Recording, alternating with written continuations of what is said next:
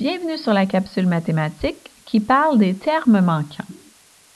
Aujourd'hui, nous allons voir comment faire pour trouver l'inconnu dans une phrase mathématique.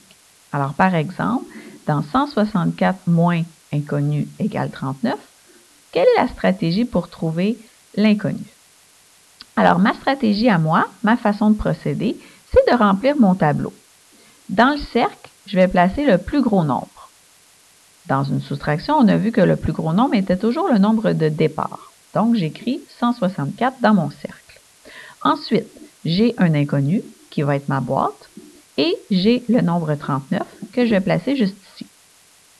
À partir de 164, 39 et mon inconnu, je vais devoir bâtir 4 phrases mathématiques et trouver la plus utile pour me permettre de calculer l'inconnu. Alors, voici comment faire. J'ai déjà une soustraction.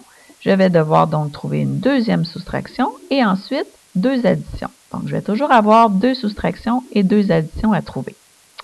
Dans la soustraction, je sais que le plus gros est toujours au début. Donc, j'avais 164 moins l'inconnu égale 39.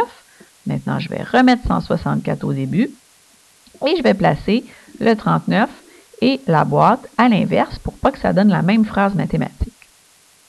Dans les additions, on a vu que le plus gros nombre était toujours placé à la fin. Donc, je peux tout de suite placer mon 164.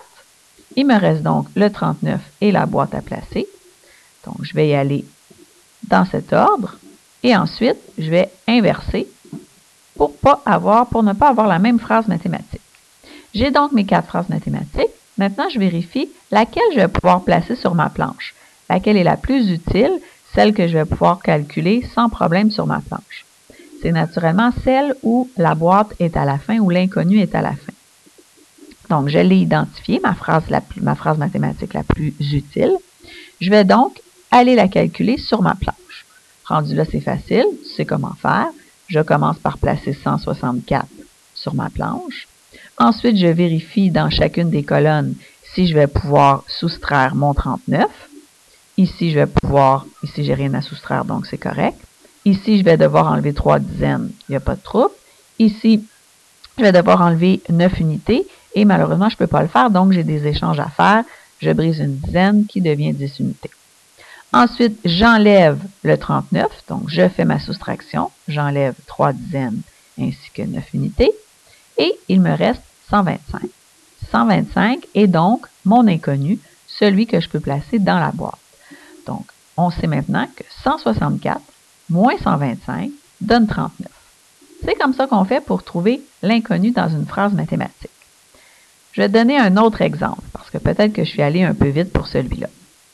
Disons que cette fois-ci, j'ai une addition et que ma boîte est au début. Donc, inconnu plus 275 égale 329. Je procède de la même façon. Quel est mon plus gros nombre? Dans une addition, le plus gros nombre est toujours à la fin. Donc, j'inscris mon plus gros nombre dans le cercle. Ensuite, j'ai un nombre qui est 275 et j'ai un inconnu que je dois trouver. Donc, à partir de ça, je construis 4 phrases mathématiques, 2 additions, 2 soustractions. J'ai déjà une addition, donc il m'en reste une autre à placer et je devrais donc par la suite trouver 2 soustractions. Alors, j'y vais. Ma deuxième addition. Je sais que le nombre le plus grand va être à la fin, donc je peux déjà le placer. Tantôt, j'avais boîte plus 275, donc maintenant je vais faire l'inverse. 275 plus boîte. Et dans mes deux soustractions, on a vu que le nombre le plus grand devait être placé à l'avant. Mon nombre le plus grand, c'est 329, donc je place tout de suite mes 329. Et ensuite, je vais placer 275 et mon inconnu dans deux ordres différents. Donc, 329 moins l'inconnu égale 275. Et ensuite, 329 moins 275 égale l'inconnu. Laquelle de ces phrases est la plus utile pour placer sur une planche? Celle avec la boîte à la fin. Donc, c'est celle-ci que j'identifie. Et c'est celle-ci que je viens placer sur ma planche. Il me reste juste à faire ma soustraction sur ma planche à calculer. Alors, 329 que je place au départ. Ensuite, je vérifie. Est-ce que je vais pouvoir enlever 2 centaines? Oui. Est-ce que je vais pouvoir enlever 7 dizaines? Malheureusement, non. Donc, je dois faire des échanges. Je brise une centaine, pardon, et je viens la placer sous forme de dizaine. Et tantôt, est-ce que je vais pouvoir soustraire 5 unités? Oui, il n'y a pas de problème. Donc, je peux maintenant soustraire. Voici, j'enlève 200, j'enlève 7 dizaines et j'enlève 5 unités. Ma réponse est donc celle-ci. Il me reste 54 qui devient mon nombre mystère que je peux placer dans la boîte. Voilà, c'est comme ça qu'on fait pour trouver les termes manquants. Maintenant, il ne te reste plus qu'à te pratiquer.